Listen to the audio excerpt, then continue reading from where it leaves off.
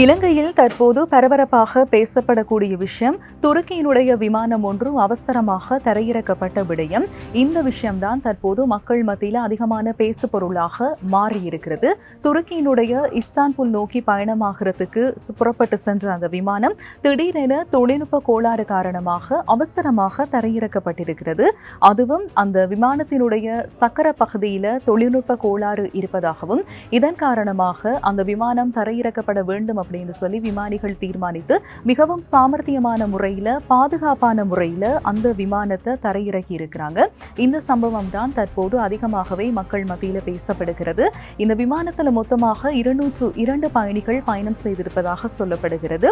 இந்த தொழில்நுட்ப கோளாறு அடையாளம் காணப்பட்டதுக்கு பிறகு இந்த விமானம் தரையிறங்கிறதுக்கு தயார் நிலையில் இருக்கும்போது அதற்கு முதலே செய்யக்கூடிய சில விஷயங்களை பாதுகாப்பான முறையில் விமானிகள் செய்திருக்கிறாங்க. அதாவது விமானத்தை பொறுத்த வரைக்கும் அதிகமான இடையோடு இருக்கும் போதும் அதிகமான எரிபொருளை தாங்கி கொண்டிருக்கும் போதும் தரையிறங்குற அவசரத்தில் நாங்கள் அதை செலுத்தும் போது சில பாரிய விபத்துகள் ஏற்படுவதற்கான வாய்ப்புகள் இருப்பதாக சொல்லப்படுகிறது.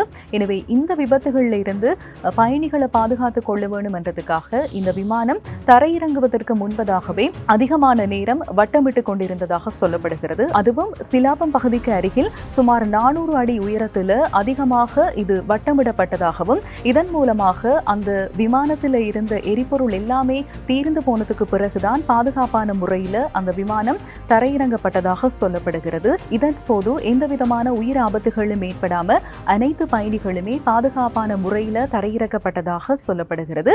இதனையடுத்து இந்த விமானத்தை பாதுகாப்பான முறையில் தரையிறங்கி அனைத்து பயணிகளுடைய உயிரையும் காத்து அந்த விமானிகளுக்கு ஏராளமான தரப்பிலிருந்து பாராட்டுகள் குவிந்த வண்ணமாக இருக்கிறது.